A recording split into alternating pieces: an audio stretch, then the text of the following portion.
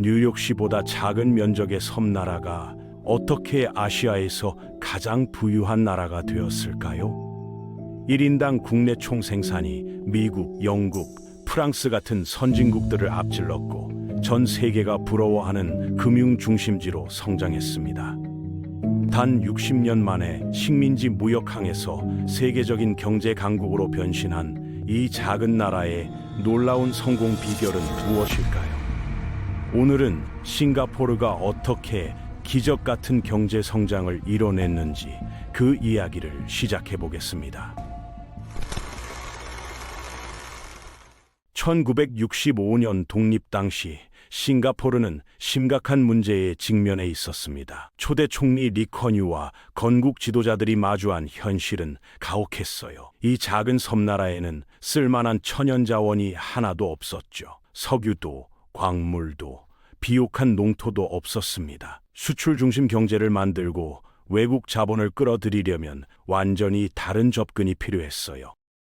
리커뉴는 제조업에 답이 있다고 판단했습니다. 처음에는 노동 집약적 산업에 초점을 맞춰 당시 심각했던 실업 문제부터 해결하기로 했죠. 싱가포르를 제조업 기지로 탈바꿈시키는 작업이 시작되었습니다. 다행히 지리적 위치는 큰 장점이었어요. 말라카 해협을 통해 인도양과 남중국해에 접근할 수 있었고, 이는 싱가포르를 핵심적인 해운 거점으로 만들어줬습니다. 그럼에도 리커뉴는 제조업을 최종 목적지로 생각하지 않았습니다.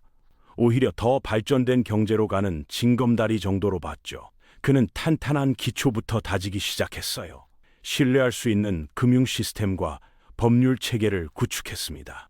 부패가 거의 없는 안정적인 정부를 만들었고, 효율적인 대중교통망을 깔았으며 세계 수준의 의료 인프라를 갖춰나갔죠. 1980년대 들어서자 리커뉴는 현재 싱가포르부의 가장 큰 원천이 된 금융산업의 토대를 놓기 시작했습니다. 미국과 영국의 선례를 따라 금융서비스 산업을 자유화했고 규제를 대폭 완화했어요. 이런 접근법의 결과는 오늘날 명확히 드러납니다. 현재 4,300개가 넘는 다국적 기업이 이곳에 지역 본부를 두고 있습니다. 낮은 세율이 큰 역할을 했어요. 싱가포르의 법인 세율은 17%에 불과하고 특정 활동에 대해서는 13%나 그 이하로 내려가기도 합니다. 리커뉴의 후계자 고촉통 총리도 이 노선을 이어갔죠. 대기업을 끌어들이는 정책을 계속 강화했고 싱가포르를 지식 기반 경제로 전환시켰습니다. 창의성과 기업가 정신에 더욱 의존하는 경제 구조로 바꿔나간 것이죠. 2004년이 되자 리커뉴의 장남인 리셸룽이 총리직을 물려받았습니다. 그는 기업과 자본의 흐름을 계속 유지하려면 싱가포르가 더욱 매력적인 거주지가 되어야 한다고 깨달았어요. 뛰어난 지리적 위치를 활용해 싱가포르 자체를 하나의 목적지로 만들어야 했습니다. 이것이 싱가포르 성공의 핵심 요소였죠. 1970년대부터 시작된 야심찬 간척 사업이 여기서 빛을 발했습니다. 수년에 걸쳐 조성된 공간은 사무실과 아파트뿐만 아니라 엔터테인먼트 중심지로 채워졌고 도시 스카이라인을 완전히 바꿔놓았어요. F1 나이트 레이스를 유치한 것도 한 예입니다. 정부는 카지노, 정확히는 통합 리조트라고 부르는 시설들도 받아들였죠. 타이밍도 완벽했습니다. 중국과 인도 경제가 폭발적으로 성장하던 시기였으니까요. 싱가포르는 이 지역의 초부 유층을 끌어들이기에 이상적인 위치에 있었어요. 그들은 카지노와 나이트라이프를 즐기면서 동시에 자산도 안전하게 보관할 수 있었습니다. 결과는 놀라웠습니다. 리셸룽이 총리직을 시작할 때 싱가포르에서 관리되던 자산의 총 가치는 4,350억 달러였어요. 2022년이 되자 이 수치는 3조 7,500억 달러로 급증했습니다. 거의 9배 가까이 늘어난 셈이죠. 싱가포르는 경제적으로는 대성공을 거뒀지만 일부에서는 시민의 자유와 언론에 대한 제약 때문에 지도부를 비판합니다. 리커뉴의 통치 아래에서는 싱가포르에 두려움의 분위기가 있었다는 게 주요 비판 중 하나예요. 사람들이 정부를 비판하는 것을 두려워했다는 것이죠. 언론의 자유는 싱가포르의 통합성이라는 더 큰 필요에 종속되어야 한다는 입장이었습니다.